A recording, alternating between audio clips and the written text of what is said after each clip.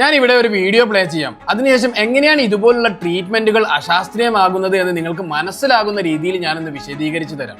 വാൽവിന്റെ operation, valve മാറ്റി വെക്കണമെന്ന് എന്നോട് ആവശ്യപ്പെട്ടു. ഹാർട്ട് ബ്ലോക്കേറ്റ് മരുന്ന് അയച്ചിട്ടുണ്ടായിരുന്നു. ഇപ്പൊ ആൻജിയോഗ്രാം ചെയ്യാൻ വന്നിട്ടും ചെയ്തിട്ടില്ല. മറ്റോളം മരുന്ന് കൊടുക്കണം. പ്രഷർ കൂടുതല്, വാൽവ് തകരാറ്, അപ്പൊ ഈ വാൽവ് ചുരുങ്ങുവാങ്ങും.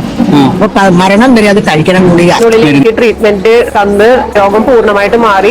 മെഡിസിൻ നിർത്തരുത് എന്നാണ് പറഞ്ഞിരിക്കുന്നത്. പക്ഷെ 7 വർഷമായിട്ട് ഞാൻ മെഡിസിൻ നിർത്തി, ഒരു കുഴപ്പമില്ല. പണ്ടത്തേക്കാൾ ആക്റ്റീവായിട്ട് ഞാൻ ഇരിക്കണേ. ഹാർട്ടിന്റെ ഹോളിനെ ഓപ്പറേഷൻ പറഞ്ഞതാണ്, ചെയ്തില്ല. 6 വർഷമായി ഇവിടുത്തെ ചികിത്സയായിട്ട് ഒരു മരുന്നും ഒന്നും കഴിക്കണില്ല. അൽഹംദുലില്ലാ എല്ലാം കൊണ്ട് റാഹത്താണ്. ഞാൻ കഴിഞ്ഞ ഒരു 6 മാസം മുമ്പ് ഇവിടെ നിസാർ സാറിന്റെ അടുത്ത് വന്നു. എനിക്കിപ്പോ ശാരീരികപരമായ യാതൊരു ബുദ്ധിമുട്ടും ഇല്ല. പിന്നെ സാറിന്റെ നിസാർ ഡോക്ടർ ട്രീറ്റ്മെന്റ് ഇവിടെ അറിഞ്ഞു വന്നതാ. അൽഹംദുലില്ലാ ഒരു കുഴപ്പമില്ല. ഈ വീഡിയോയിലുള്ള മിക്ക ആളുകളും പറയുന്നത് ഡോക്ടേഴ്സ് കൊടുത്തിട്ടുള്ള എല്ലാ മെഡിസിനും നിർത്തി എന്നാണ്. ഇവിടെ നിങ്ങൾ മനസ്സിലാക്കേണ്ട കാര്യം, ഹാർട്ടിന് വരുന്ന ബ്ലോക്കേജും അതുപോലെ വാൾവിന്റെ പ്രശ്നവും ഒരു ഡോക്ടർക്ക് ഒരു പേഷ്യന്റിന്റെ ശരീരത്തിലേക്ക് നോക്കിയാൽ കണ്ടുപിടിക്കാൻ കഴിയുന്ന കാര്യമല്ല.